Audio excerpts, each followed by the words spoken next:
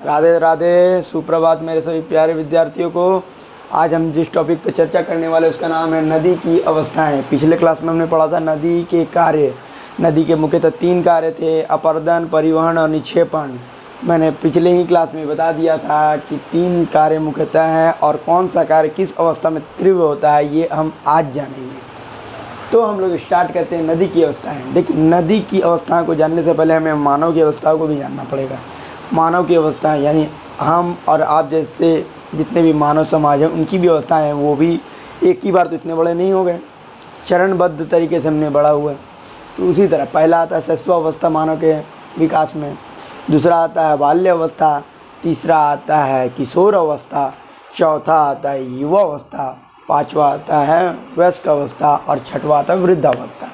ठीक उसी प्रकार नदी की भी 3 अवस्थाएँ मुख्यतः होती है। इसमें इतने बाल्यावस्था ये सब नहीं होता, डायरेक्ट यहाँ युवा से स्टार्ट होता है, नदी सीधा युवा हो जाता है। न युवा अवस्था आता है, पौढ़ावस्था यानी कि वयस्क हो जाता है नदी, और उसका सीधा वृद्धा हो जाता है। मतलब बचपन छोटा बाल्य नहीं रहता नदी डायरेक्ट युवा, क्योंकि उसका उद्गम ही हुआ है पर्वतीय अंचल से, तो डायरेक्ट ही युवा के रूप में एकदम बहता हुआ निकलता है।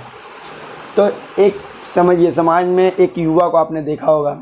एक युवा, आप अपने ही एग्जाम्पल ले लीजिए, आप कितने जोश से रहते हैं, हाई जंप, लॉन्ग जंप, उछलते कूदते फानते हुए कि कहीं भी आप चढ़ जाते, दीवार उवाल में पूरा फुर्ती जोश रहता है। तो ठीक उसी प्रकार नदी भी पूरी अपनी जोश ऊर्जा से भरी रहती है। और अपनी ढाल तीव्र मिलने से, आप अगर साइकिल आपको हाथ में मिल जाए और आपको एक ढलान रोड मिल जाए तो आप क्या करते हैं, पूरी तेज गति कितनी हो जाती है, तेज हो जाती है। ठीक उसी प्रकार नदी की भी गति ढाल मिलने का कारण पर्वतीय अंचलों पर अधिक तेज हो जाती है। ठीक उसी प्रकार ये तेज गति के कारण वो कौन सा कार्य सबसे तीव्र से करती है, तो अपक्षरण और अपरदन का कार्य वो तेज़ी से करती है, लेकिन निक्षेपण का कार्य नहीं करती है, क्योंकि इतनी तेज गति रहती है कि उसके साथ कुछ भी मिलने पर वो बहा कर लेकर चली जाती है, इतनी तेज रहती है। और इस युवा अवस्था में नदी क्या करती है, नदी किनारों की अपेक्षा वो जो है अपनी तली पर ज़्यादा अपरक्षण और अपरदन का कार्य करती है मुख्यतः। और अपक्षरण का कार्य कैसे करती है नदी? मान लीजिए नदी के रास्ते पर एक छोटा सा पत्थर आ गया, नदी क्या करती है, उसकी नदी इतनी जोश रहती है, इतनी तेज रहती है ढलान के कारण कि वो उस पर बार बार चोट पहुँचा कर उसको चूर कर देती है। तो ये क्या होता है, बहिर्जात बल में हमने पढ़ा था। तो ठीक उसी प्रकार बहिर्जात बल का ही ये शक्ति लगाती है, और इसका एक कारक भी वो है नदी, पवन, हिमनद जो थे उनके साधन थे बहिर्जात बल के, तो ये उसमें भी कार्य करेंगे। तो अपरक्षण का कार्य नदी बहुत तीव्र करती है युवा अवस्था में, और अपरदन का भी कार्य करती है, अपनी तली को काटते हुए जाती है, और लेकिन निक्षेपण का कार्य नहीं करती है। यहाँ पे अपरदन भी हाई रहता है और परिवहन भी हाई रहता है। अब हम आते हैं पौढ़ा अवस्था में। अब नदी जो है पर्वतीय अंचल से उतरते हुए मैदानी भाग में प्रवेश करती है। मैदानी भाग में प्रवेश करने से क्या होता है कि अब उसे ढाल कम मिलती है। ढाल में कमी के कारण उसकी गति में कमी आती है, और गति के कमी आने से क्या होता है, वो अपरदन का कार्य उसका कम होता है, बंद नहीं होता है, कम होता है, और निक्षेपण का कार्य भी स्टार्ट हो जाता है यहाँ से। तो जब नदी उतरती है मैदानी भाग में तो वो क्या करती है, अब तली के कटाव से अधिक वो किनारों का कटाव करती है। आप कभी देखिएगा बाढ़ आती है, जब गंगा नदी के किनारे जगह देखिएगा वो किनारों में कैसे वो मिट्टी को काटती है नदी। तो किनारों का जो कटाव है सबसे तेज़ी से कहाँ होता है, अगर क्वेश्चन पूछे तो मैदानी भाग में। या नदी किस अवस्था में तेज़ी से करती है, तो पौढ़ा अवस्था में इसका आंसर होगा।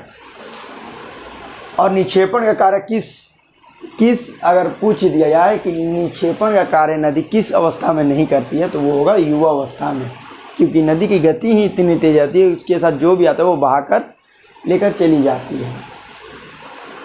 अब हम आते हैं वृद्धावस्था में। वृद्धावस्था में नदी को एकदम गति मंद हो जाती है, ढाल एकदम कम हो जाती है, तो गति एकदम ना के बराबर रहती है, मंद हो जाती है। गति मंद होने से वो अपरदन कर ही नहीं पाती। एक मानव ही वृद्धा हो जाने पर वो अपना कार्य नहीं कर पाते हैं, उन्हें किसी के सहारे की ज़रूरत पड़ती है। ठीक उसी प्रकार नदी भी अपना कार्य अपरदन का नहीं कर पाती है, और वो निक्षेपण करते हुए जाती है अपने मुहाने पर, जिसे एक आकृति का निर्माण होता है, जिसे हम डेल्टा कहते हैं।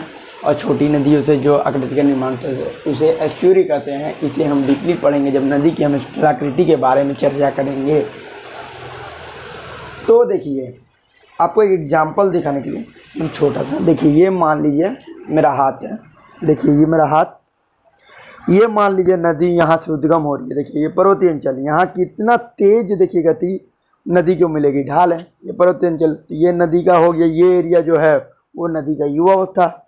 ये एरिया में देखिए नदी आ रही है, समतल ढाल कम मिली है, तो ये जो नदी का एरिया है वो मैदानी भाग यानी कि पौड़ा अवस्था। और ये देखिए यहाँ से डेल्टा कई धारा में बट जा रही है, जमा कर रही है, निक्षेपण का कार्य कर रही है, देखिए निक्षेपण, तो यहाँ निक्षेपण कर रही है, तो ये उसका वृद्धावस्था है। आप अपने हाथ पे भी एग्जाम्पल ले सकते हैं, बहुत ही सरल एग्जाम्पल है, एग्जाम में बस इसे देखिए और लिख दीजिए कि अपर्दन कब करेगी, नदी अपक्षरण कब करेगी और निक्षेपण का कार्य कब तीव्र होगा। तो इसमें हम लोगों के मुख्यतः आपके जो क्वेश्चन आते हैं 3 टाइप के आते हैं। पहला पूछा जा सकता है कि अपर्दन और अपक्षरण का कार्य नदी किस अवस्था में तेजी से करती है, तो उसका राइट आंसर होगा युवा अवस्था। नदी किस अवस्था में निक्षेपण का कार्य बिल्कुल नहीं करती है, उसका भी आंसर होगा युवा अवस्था। अब अगर आपसे पूछ दिया जाए नदी किस अवस्था में निक्षेपण का कार्य सबसे ज़्यादा करती है, तो ज़्यादा अगर बोले तो हो जाएगा वृद्धावस्था।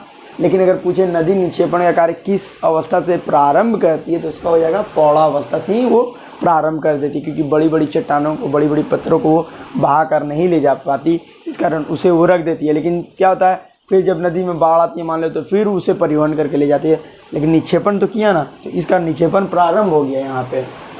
लेकिन अगर निक्षेपण सबसे ज़्यादा पूछे तो वो होगा वृद्धावस्था में। और अपर्दन किस अवस्था में ना के मतलब ख़त्म हो जाता है, नहीं कर पाती है नदी, तो होगा वृद्धावस्था में, क्योंकि यहाँ पे वो नदी एकदम अपर्दन का कार्य कर ही नहीं पाती, वो बस चयनात्मक कुछ कर दी तो कर दी, ना के ही बराबर, इसलिए अपर्दन यहाँ खत्म ही हो जाता है।